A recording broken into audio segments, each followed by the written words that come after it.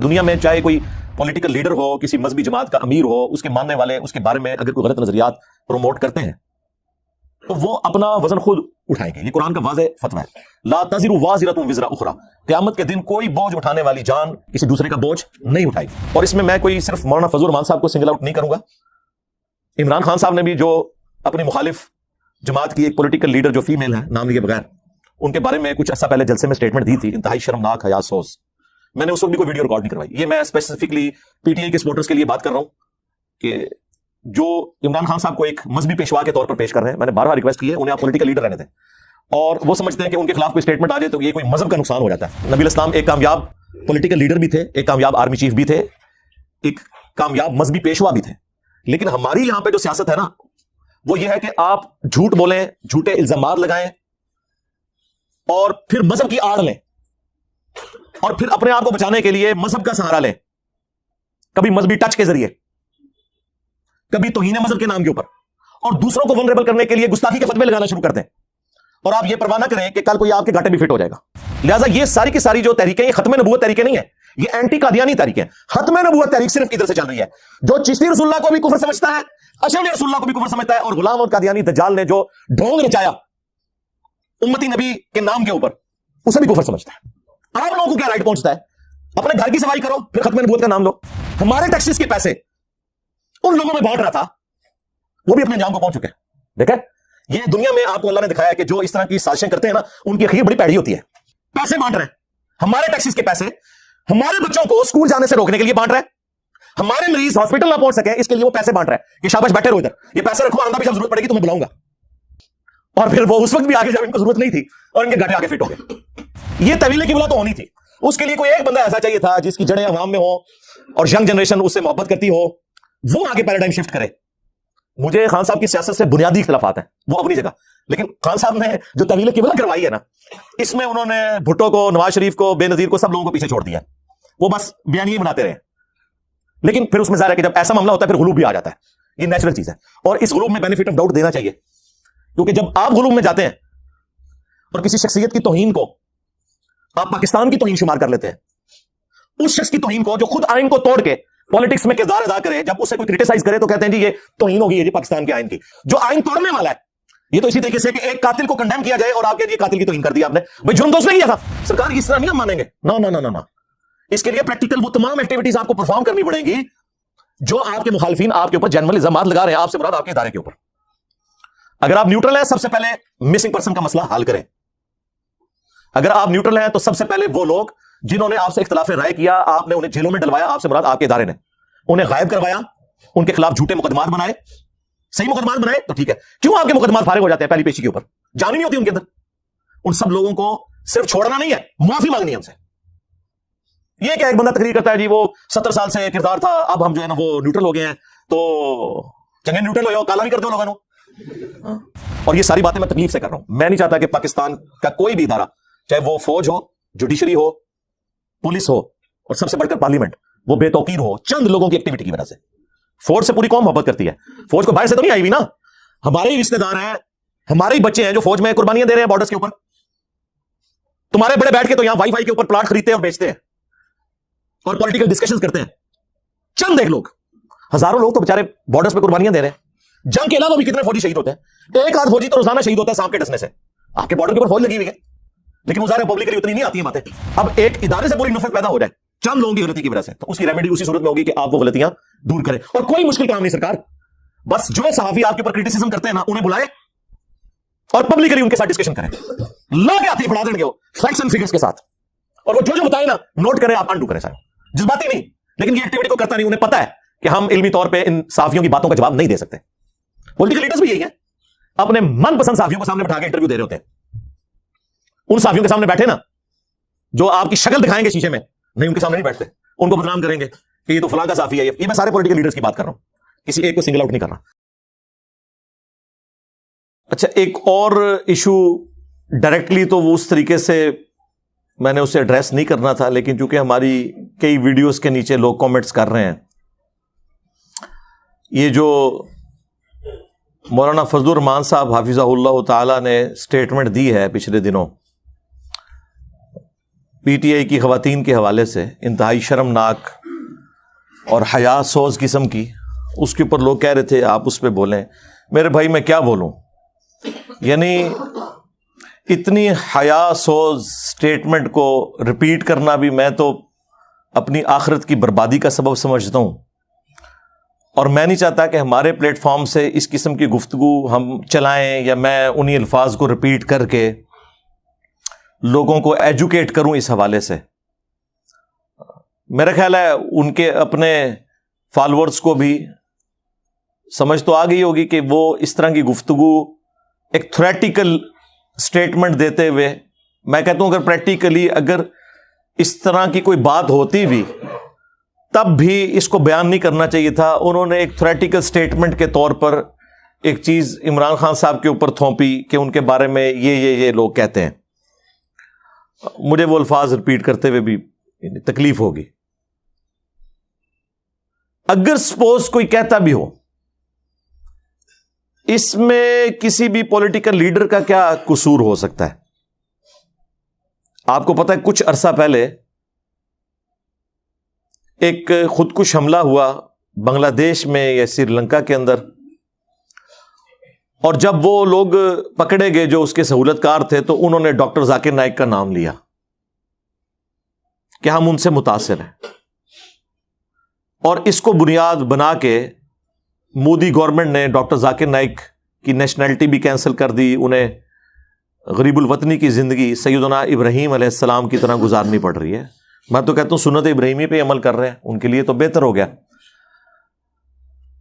حالانکہ ڈاکٹر ذاکر نائک نے کبھی بھی ایکسٹرا جوڈیشل ایکٹیویٹیز کو، نان اسٹیٹ ایکٹرز کو، اس طرح کی جو جہادی سو کالڈ تنظیمیں ہیں انہیں کبھی پروموٹ نہیں کیا.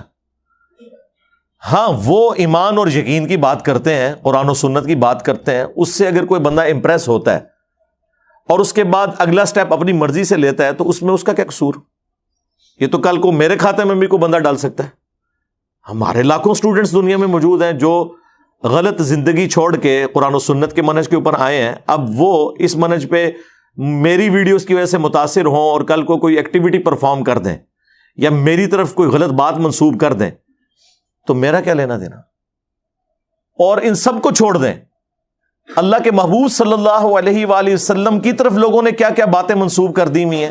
ان کے اپنے ماننے والوں نے دین کا حلیہ بگاڑ کے نبی الاسلام کی طرف منسوب کر دیا ہوا علماء کرائم نے، مجرم علماء نے سو کالڈ. تو اس میں نبی الاسلام کو تو کرٹیسائز نہیں کیا جا سکتا.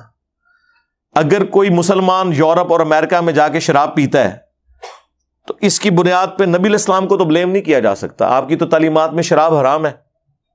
اسی طریقے سے دنیا میں چاہے کوئی پولیٹیکل لیڈر ہو، کسی مذہبی جماعت کا امیر ہو، اس کے ماننے والے اس کے بارے میں اگر کوئی غلط نظریات پروموٹ کرتے ہیں تو وہ اپنا وزن خود اٹھائیں گے. یہ قرآن کا واضح فتویٰ ہے. لا تزر وازرۃ وزر اخری. قیامت کے دن کوئی بوجھ اٹھانے والی جان کسی دوسرے کا بوجھ نہیں اٹھائے گی. یہ اللہ تعالیٰ کا واضح فتویٰ ہے.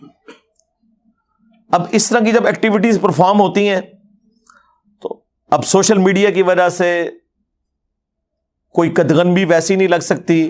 ٹی وی چینلز کے اوپر تو پھر بھی کوئی نہ کوئی گورنمنٹ کا کنٹرول ہے. سوشل میڈیا پہ تو کوئی کنٹرول نہیں ہے. یہ ویڈیوز پھر واٹس ایپ کے ذریعے، یوٹیوب کے ذریعے، فیس بک کے ذریعے، ٹک ٹاک کے ذریعے پبلک میں عام ہوتی ہے، بے حیائی پھیلتی ہے. اور میں تو اس کے اوپر وہ آیت مجھے اب ضمناً یاد آ گئی، سورہ النور میں اللہ تبارک و تعالیٰ نے اسی طرح کی ایکٹیویٹیز کے بارے میں ارشاد فرمایا نا، اعوذ باللہ من الشیطان الرجیم، بسم اللہ الرحمن الرحیم، ان الذین یحبون ان تشیع الفاحشۃ فی الذین آمنوا.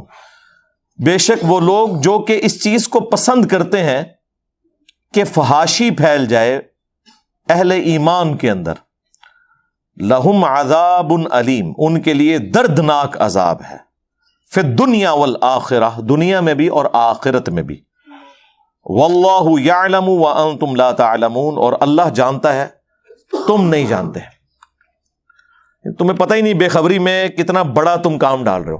اور اس میں کوئی صرف مولانا فضل الرحمان صاحب کو سنگل آؤٹ نہیں کروں گا، عمران خان صاحب نے بھی جو اپنی مخالف جماعت کی ایک پولیٹیکل لیڈر جو فیمیل ہیں نام لیے بغیر، ان کے بارے میں کچھ عرصہ پہلے جلسے میں سٹیٹمنٹ دی تھی انتہائی شرمناک، حیا سوز.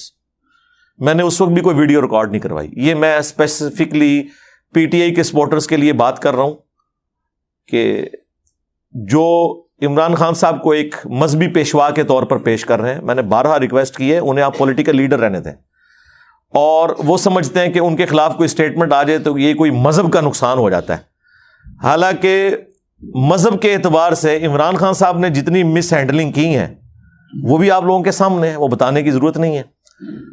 ان لوگوں کے تو سارے جلسے، ساری میٹنگز، سارے بیانات اس قابل ہیں کہ ہم پیرلل میں ایک چینل کھول لیں جس کے اوپر ڈسکشن ہی یہ ہو. لیکن میں اس چیز کو ضروری نہیں سمجھتا. جہاں کوئی بہت کریٹیکل ایشو آ جائے وہ ہم ڈسکس کرتے ہیں مذہبی طور پر. جس طرح کہ خان صاحب کے اوپر حملہ ہوا اور وہ مذہب کی آڑ میں کیا گیا، تو میں نے وہ جو حملہ آور تھا، خواہ وہ موٹیویٹڈ تھا یا کسی نے اسے لانچ کیا، تو اس کے جتنے اعتراضات تھے ان کو میں نے ڈسکس کیا. اور ابھی ایک لائیو سیشن کے اندر میں نے تفصیلی گفتگو کی اس حوالے سے کہ پاکستان کی سیاست سے مذہب کو آپ الگ رکھیں. مطلب یہ نہ آپ سمجھیں کہ میں یہ کہہ رہا ہوں کہ مذہب اور سیاست دو الگ چیزیں ہیں. نبی الاسلام ایک کامیاب پولیٹیکل لیڈر بھی تھے، ایک کامیاب آرمی چیف بھی تھے، ایک کامیاب مذہبی پیشوا بھی تھے. لیکن ہماری یہاں پہ جو سیاست ہے نا وہ یہ ہے کہ آپ جھوٹ بولیں، جھوٹے الزامات لگائیں اور پھر مذہب کی آڑ لیں، اور پھر اپنے آپ کو بچانے کے لیے مذہب کا سہارا لیں، کبھی مذہبی ٹچ کے ذریعے،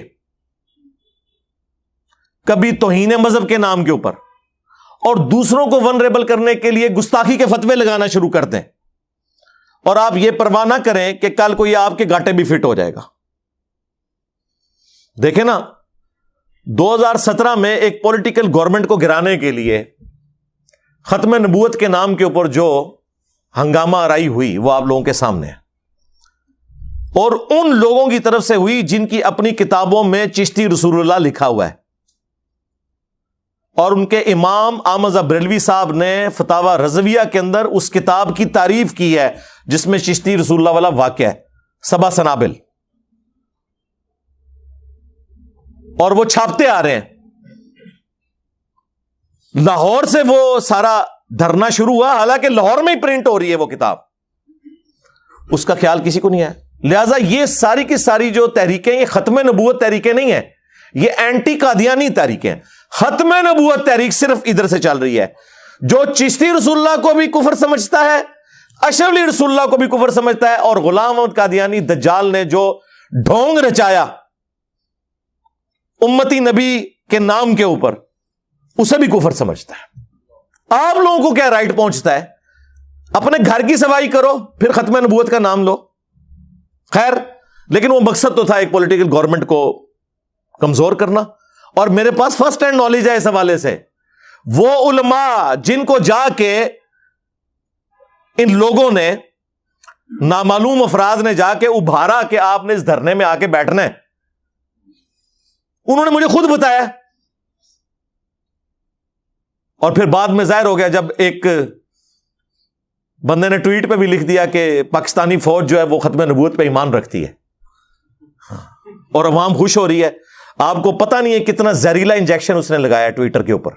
وہ یہ کہنا چاہ رہا ہے کہ صرف فوج ختم نبوت کو مانتی ہے، سٹنگ پرائم منسٹر، اس کے سپورٹر سب کے سب ختم نبوت کے دشمن ہیں. یہ وہ بتانا چاہ رہا تھا آپ کو. اس نے مرنا نہیں ہے. ایک دوسرا آ کے وہاں پہ ہمارے ٹیکسز کے پیسے ان لوگوں میں بانٹ رہا تھا، وہ بھی اپنے انجام کو پہنچ چکا ہے. دیکھیں، یہ دنیا میں آپ کو اللہ نے دکھایا ہے کہ جو اس طرح کی سازشیں کرتے ہیں نا ان کی اخیر بڑی پیڑی ہوتی ہے. پیسے بانٹ رہے، ہمارے ٹیکسز کے پیسے ہمارے بچوں کو اسکول جانے سے روکنے کے لیے بانٹ رہے، ہمارے مریض ہاسپٹل نہ پہنچ سکیں اس کے لیے وہ پیسے بانٹ رہے کہ شاباش بیٹھے رہو ادھر، یہ پیسے رکھو، آندہ بھی جب ضرورت پڑے گی تمہیں بلاؤں گا. اور پھر وہ اس وقت بھی آگے جب ان کو ضرورت نہیں تھی اور ان کے گاٹے آ کے فٹ ہو گئے. احسن اقبال صاحب کو جب گولی لگی, نواز شریف صاحب کے اوپر جوتی پھینکی گئی, خواجہ آصف صاحب کے اوپر سیاہی پھینکی گئی, یہ اسی مذہبی بنیاد کے اوپر. اس وقت تو لوگ بغلیں بجا رہے تھے کہ جی ان کے ساتھ یہی ہونا چاہیے. اب اسی چیز کو یوز کیا گیا جب خان صاحب کے خلاف, میں لفظ استعمال کر رہا ہوں یوز کیا گیا, تاکہ پی ٹی اے والے ناراض نہ ہو. بہرحال وہ آڑ تو لی ہے نا, خان صاحب تو مذہبی سٹیٹمنٹس میں اس سے مس ہینڈلنگ تو ہو جاتی ہیں بہرحال, لیکن اس کو یہ رنگ دینا کہ وہ توہین مذہب ہے وہ غلط بات ہے. آپ اگنورینس اسے کہہ سکتے ہیں, توہین مذہب کا الزام نہ لگائیں. وہ جب کبھی بھی الزام لگا تو میں نے ہی ہمیشہ ٹرو پکچر لوگوں کے سامنے پیش کی, اور اب آپ کے سامنے ہے کہ وہی خان صاحب ہیں, اب وہ ان لوگوں کے قابو سے بھی باہر ہیں جنہوں نے انہیں لانچ کیا تھا. ہاں اور ہم نے تو بہت پہلے ہی بتا دیا تھا سرکار, ویڈیو میں نہیں بتایا تھا, اپنے دوستوں کو 2018 کے الیکشن والی رات بتا دیا تھا کہ اے تکو کردہ کیا ہے نا, اوتھے سٹے گئے نا, پانی بھی نہیں ملن لگا. یقین کریں, مطلب ترس آتا ہے, اب یقین کریں ان کے اوپر ترس آنا شروع ہو گیا. لیکن پھر میں کہتا ہوں کہ یہ اللہ کی طرف سے مسلط ہوئے ہیں خان صاحب ان کے اوپر. ہاں, اور جب اللہ تعالیٰ کسی کو مسلط کرتا ہے نا, پھر وہ آسانی سے جان نہیں چھوڑتی جب تک کہ آپ اپنے سارے گناہوں کی سزا بھگت نہیں لیتے. یہ طویل قبلہ تو ہونی تھی, اس کے لیے کوئی ایک بندہ ایسا چاہیے تھا جس کی جڑیں عوام میں ہوں اور ینگ جنریشن اس سے محبت کرتی ہو, وہ آگے پیراڈائم شفٹ کرے. مجھے خان صاحب کی سیاست سے بنیادی اختلافات ہیں, وہ اپنی جگہ, لیکن خان صاحب نے جو طویل قبلہ کروائی ہے نا, اس میں انہوں نے بھٹو کو, نواز شریف کو, بے نظیر کو, سب لوگوں کو پیچھے چھوڑ دیا ہے. وہ بس بیانیے ہی بناتے رہے. لیکن پھر اس میں ظاہر ہے کہ جب ایسا معاملہ ہوتا ہے پھر غلوب بھی آ جاتا ہے, یہ نیچرل چیز ہے, اور اس غلوب میں بینیفٹ آف ڈاؤٹ دینا چاہیے, کیونکہ جب آپ غلوب میں جاتے ہیں اور کسی شخصیت کی توہین کو آپ پاکستان کی توہین شمار کر لیتے ہیں, اس شخص کی توہین کو جو خود آئین کو توڑ کے پالیٹکس میں کردار ادا کرے, جب اس سے کوئی کرٹیسائز کرے تو کہتے ہیں جی یہ توہین ہوگی ہے جی پاکستان کے آئین کی.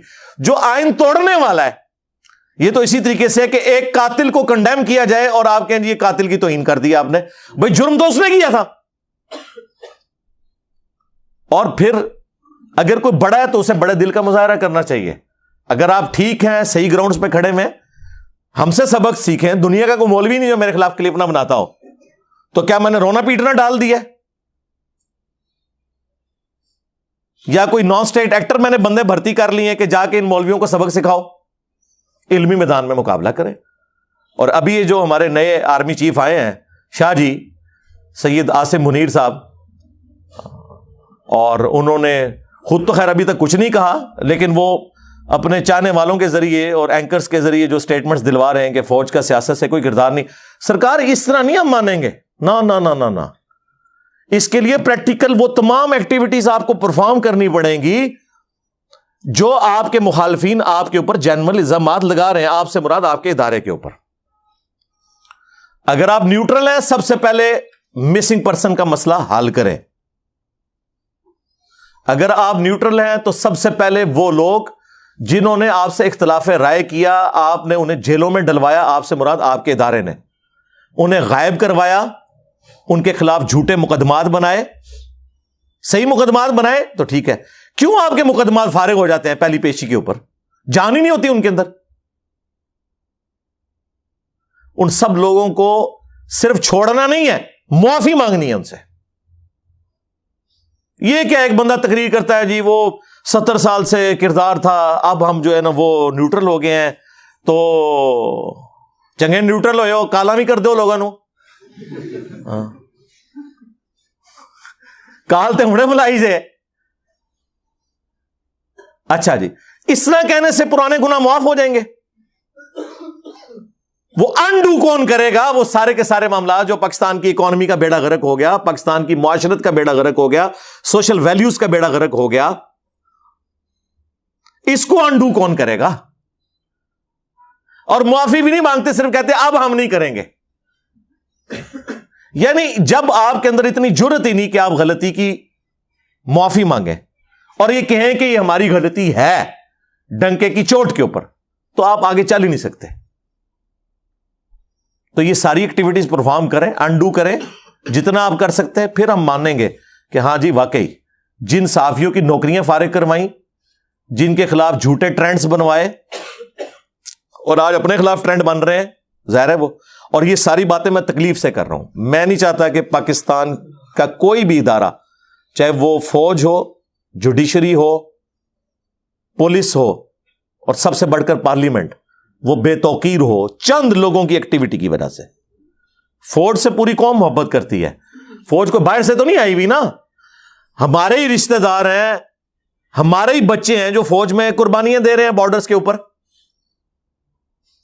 تمہارے بڑے بیٹھ کے تو یہاں وائی فائی کے اوپر پلاٹ خریدتے اور بیچتے ہیں اور پولیٹیکل ڈسکشنز کرتے ہیں. چند ایک لوگ, ہزاروں لوگ تو بےچارے بارڈرز پہ قربانیاں دے رہے ہیں. جنگ کے علاوہ بھی کتنے فوجی شہید ہوتے ہیں. ایک آدھ فوجی تو روزانہ شہید ہوتا ہے سانپ کے ڈسنے سے. آپ کے بارڈر کے اوپر فوج لگی ہوئی ہے, لیکن وہ ظاہر ہے پبلکلی اتنی نہیں آتی ہیں باتیں. پھر کئی ایک تکلیف سے انہیں گزرنا پڑتا ہے. میرے پاس تو فرسٹ ہینڈ نالج ہے, ہم تو خود ان ساری تکلیف کو اپنی نظروں سے دیکھا ہے. پاکستان کا جتنا یہ سیکیورٹی کا نظام ہے, اٹامک انرجی کے جتنے ادارے ہیں, ان کی سائٹس کی ساری سیکیورٹی فوج دیکھ رہی ہے. بچارے ان پوسٹوں کے اوپر پورا پورا دن بیٹھے رہتے ہیں. کتنی مشکل زندگی ہے. رات کے وقت بھی وہ جس کمرے میں سوتے ہیں نا, ہر دوسرے دن وہاں سے سانپ نکل رہے ہوتے ہیں, کیونکہ ذرا پہاڑوں کے اندر وہ ساری کی ساری سٹوریج ہوتی ہیں. ان بیچاروں کا کیا لینا دینا وائی فائی کے ساتھ, انٹرنیٹ کے ساتھ, یا اس چیز کے ساتھ کہ اس وقت پرائم منسٹر جو ہے وہ نواز شریف صاحب ہیں, شہباز شریف صاحب ہیں, یا عمران خان صاحب ہیں. وہ بیچارے اپنی زندگی گزار رہے ہیں. اب ایک ادارے سے پوری نفرت پیدا ہو جائے چند لوگوں کی غلطی کی وجہ سے, تو اس کی ریمیڈی اسی صورت میں ہوگی کہ آپ وہ غلطیاں دور کریں. اور کوئی مشکل کام نہیں سرکار, بس جو صحافی آپ کے اوپر کرٹیسزم کرتے ہیں نا, انہیں بلائیں اور پبلکلی ان کے ساتھ ڈسکشن کریں. لا کے ہاتھ پڑھا دیں گے وہ فیکٹس اینڈ فگرز کے ساتھ, اور وہ جو بتائیں نا نوٹ کریں, آپ انڈو کریں. سارے جذباتی نہیں, لیکن یہ ایکٹیویٹی کو کرتا نہیں. انہیں پتا ہے کہ ہم علمی طور پہ ان صحافیوں کی باتوں کا جواب نہیں دے سکتے. پولیٹیکل لیڈرز بھی یہی ہیں, اپنے من پسند صحافیوں کو سامنے بٹھا کے انٹرویو دے رہے ہوتے ہیں. ان صحافیوں کے سامنے بیٹھے نا جو آپ کی شکل دکھائیں گے شیشے میں, نہیں ان کے سامنے نہیں بیٹھتے. ان کو بدنام کریں گے کہ یہ تو فلاں کا صحافی ہے. یہ میں سارے پولیٹیکل لیڈرز کی بات کر رہا ہوں, کسی ایک کو سنگل آؤٹ نہیں کر رہا. تو بات شروع ہوئی تھی, اس سے وہ حیا سوز سٹیٹمنٹ اور یہ باقی ساری چیزیں مجھے ضمناً بیچ میں یاد آ گئی, تاکہ لوگوں تک یہ بات پہنچے کہ یار مذہب کے بابرکت جذبے کو اپنی ذاتیات کے لیے استعمال کرنا, اپنی پالیٹکس کو چمکانے کے لیے استعمال کرنا, یہ اتنا بڑا ظلم ہے کہ ہماری نسلیں بھگتیں گی. اس سے آپ دستبردار ہوں. آپ ٹھیک ہے اپنے آپ کو مذہبی نہیں پولیٹیکل لیڈر کے طور پر پیش کریں, چاہے آپ کی کوئی سیاسی جماعت ہے, مذہبی جماعت ہے. ہم یہ نہیں کہتے کہ مذہب کو الگ کر دیں, نہیں, یہ تو کہہ ہی نہیں رہے. ہم کہہ رہے ہیں کہ آپ لوگ یہ اہل نہیں ہے کہ مذہب کا نام لیں اپنے کرتوتوں کی وجہ سے. یہ میں مولویوں والا نہیں کہہ رہا کہ جی آپ کا کام نہیں, دین کا کام کریں. دین کا کام کریں ضرور, ٹھیک ہے, اپنے آپ کو چمکانے کے لیے دین کو نہ لے کے آئیں بیچ میں. دین سکھائیں, ضرور سکھائیں, پھر اس پہ عمل بھی کریں. یہ نہیں ہے کہ دوسروں کی ماؤں بہنوں کے بارے میں غلط سٹیٹمنٹ دیں اور اس کے ریونج میں آ کے آپ کے خلاف کوئی غلط سٹیٹمنٹ دیتا ہے آپ کی ماں بہن کے بارے میں, اور آپ کہتے ہیں جی یہ دیکھیں ان کو بات کرنے کی تمیز نہیں ہے. یہ چیز نہیں ہونی چاہیے. تو میں تو ساروں کے لیے, اور مجھ سے کوئی ایکسپیکٹ نہ کرے.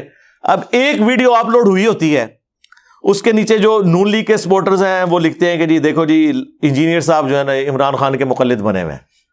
اسی ویڈیو کے نیچے جو پی ٹی آئی والے ہیں انہوں نے لکھا ہوتا ہے جی دیکھو جی یہ جو ہے یہ بھی لفافہ صحافیوں میں شامل ہو گئے. میرے بھائی میرا کیا لینا دینا, یہ مر کھپ جائیں گے, ان کو یاد بھی کوئی نہیں کرے گا.